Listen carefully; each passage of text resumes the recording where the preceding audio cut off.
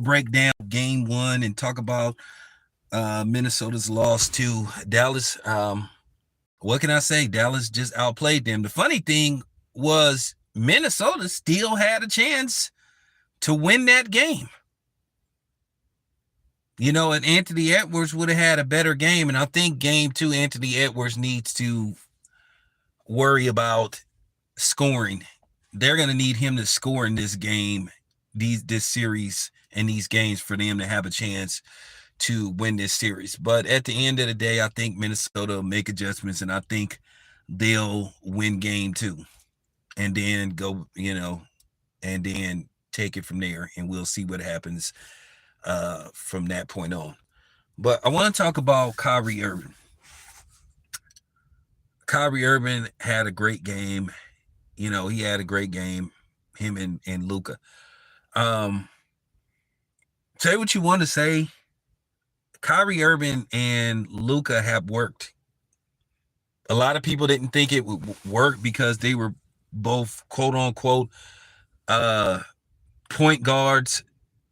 But Kyrie Irving, just like Stephen Curry, he could play both positions.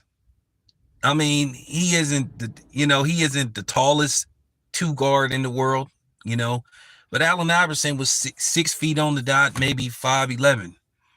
Stephen Curry, who played some two this past season. Stephen Curry is 6'3". Stephen Curry is an extreme, so he's a little bit undersized to play the two guard. But then again, Stephen Curry has scored over 23,000 points. He's made it work. Say what you want to say about Kyrie Irving. Kyrie Irving, when his career is all said and done, Kyrie Irving is a first ballot Hall of Famer. And I got to give him credit sitting up there doing the post-game interview with Charles Barkley and Shaquille O'Neal. Kyrie Irving would have been well within his right to refuse to talk to Charles Barkley and Shaquille O'Neal, two dudes that blatantly disrespected him, called him out of his name, and they sitting up there just, acting as if they never did what they did in regards to him. And I always felt the attacks on Kyrie Irving, especially for him just tweeting about watching a movie, was basically in regards to him basically not following suit and basically telling people, which I don't want to go deep into that, for telling people, no, you're not going to tell me what to put in my body. Because at the end of the day, to a certain degree, that turned out to be somewhat of a little bit of a hustle. And I don't want to say the exact word, but you know what I'm talking about, that whole taking the potion thing. So now you're starting to see the after effects to a certain degree. I'm not going to dive deep into that, but I think that's what people was really mad at Kyrie Irving about, because at the end of the day, you had the dummies pushing that strong. But a lot of those politicians, they were exempt from being forced to do it, but then they was telling everybody else they should do it. So that's what a lot of this was all about. Now, don't come on here saying, hey, they were just doing their job. Get out of here. They went beyond this doing their job. Look, let me explain something to you. To a certain degree, and I'm not going to say to a certain degree, that's cap. That's complete bullshit. Okay? Don't give me that stuff about they was just doing their job. Let me explain something to you guys. I've been in the warehouse business, the food business, for 30 years. Okay? Over 30 years, for the most part. You have what you call a job title. You have a job description. And your job description is whatever you're hired to do. Whether it's order selecting, whether it's unloading trucks, whether it's replenishing, whether it's doing inventory. That's your job title. I don't have to, I don't have to clean the toilets. I don't have to watch, you know what I'm saying? I don't have to basically order product. I don't have to drive trucks. That would be called going beyond my job, especially if I'm not going to make any money. But Kyrie Irving, what they did to him over that tweet, how they ridiculed him and how they demonized him was pathetic. Kyrie Irving would have been well within his rights to tell Shaquille O'Neal and Charles Barkley, y'all can kiss my ass. They were calling that man an idiot and all kind of stuff, and I don't want to hear that stuff about it. About it's nothing personal. Nah, that was personal.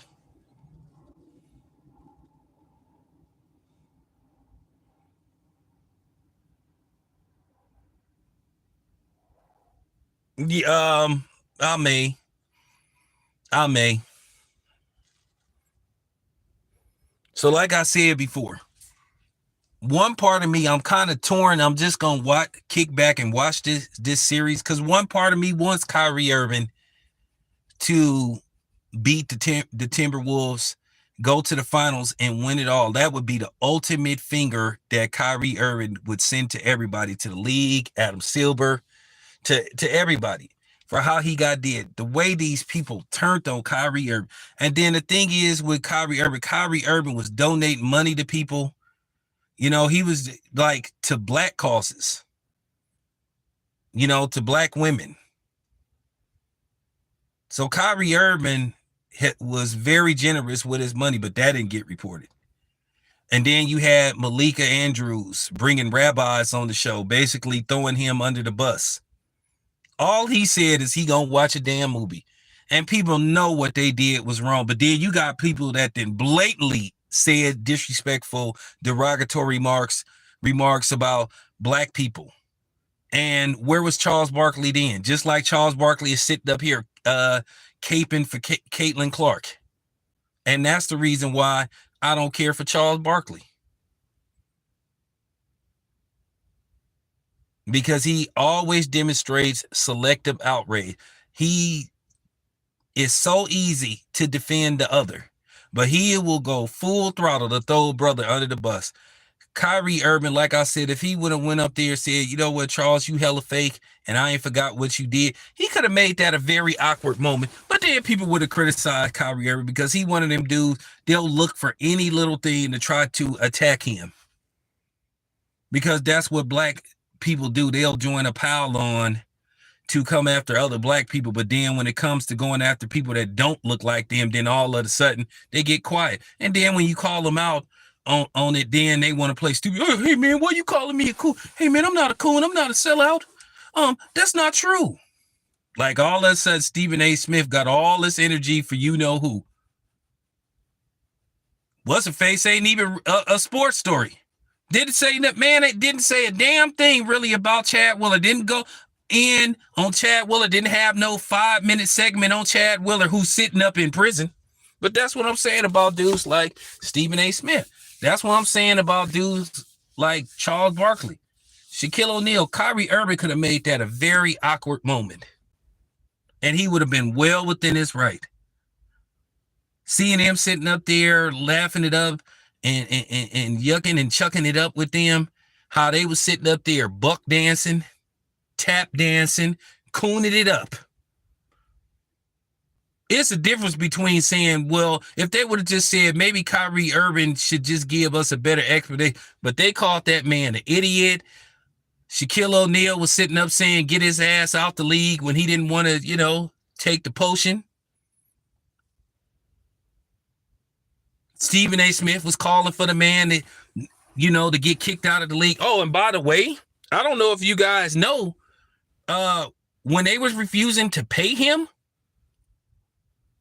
for not, for not taking the potion, he got his money back. That's what y'all don't know, because they violated his civil liberties and his work labor, and they violated work labor laws.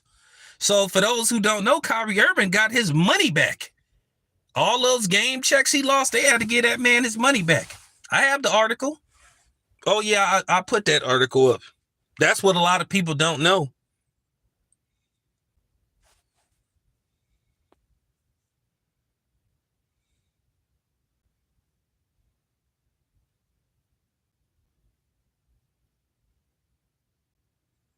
That's what you don't know. They had to give that man, if not most of his money back, all his money back, because they violated New York state labor laws by refusing to pay him because he didn't want to, take the potion. Yeah, look it up. Look it up. This type of New York state violated Kyrie Irving's New York State violated labor laws with Kyrie Irving. There's an article about it. That's what people don't know. But yeah, I'm just different from everybody. Because I would have made that a very awkward moment. I would have said, but Kyrie Irving is the ultimate professional. They had that man sitting up there apologizing for just saying he gonna watch a damn movie. Do you know how ridiculous that is? Man didn't say nothing about those people. He just said he was gonna watch a movie, and all hell broke loose. But it wasn't about it. It wasn't really about that tweet. It was about what he refused to do. And it was just retaliation because he didn't follow a script. Because he didn't want to be part of a movement that he didn't believe in, that primarily what the Dimma Dummies was pushing.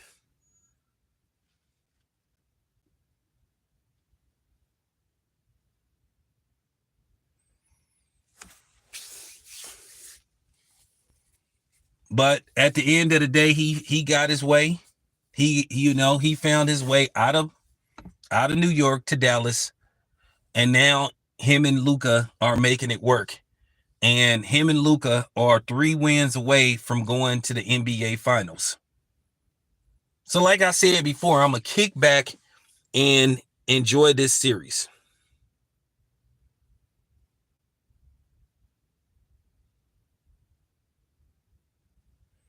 Exactly.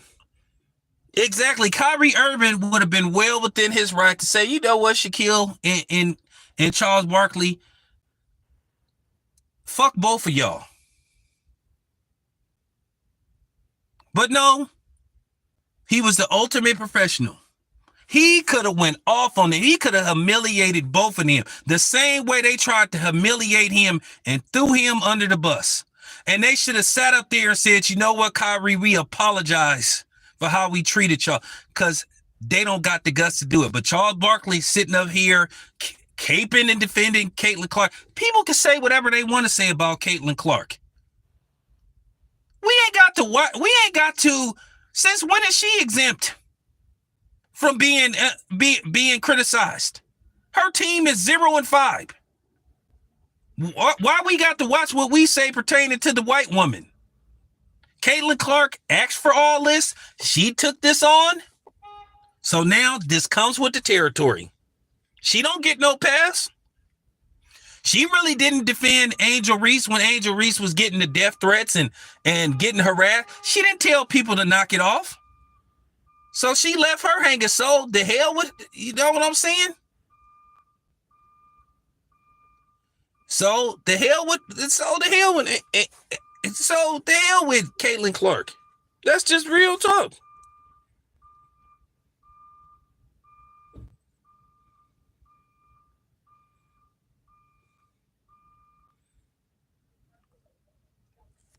She signed up for this. So now don't sit up here and try to play victim and why is everybody coming after me? Like I said, this is typical of Charles Barkley. Talking about people as being, shut up, Charles Barkley. Shut your ass up. Shut your handkerchief buck dancing ass up. For real. Shut up, dude. But man, I was proud of Kyrie Irving. But if he would have went off on Shaquille O'Neal and Charles Barkley and just gave them a reminder of how they did him, I wouldn't have had no problem with it. I would have been 100% okay with that. I would have been cool with it. Because that's just real talk. Revenge would have been, when I say revenge would have been sweet, but then I was thinking to myself, they not going to do that. They not going to let Kyrie Irving get away with that. He not going to do it. And I would have been okay. I would have been okay if he would have did it.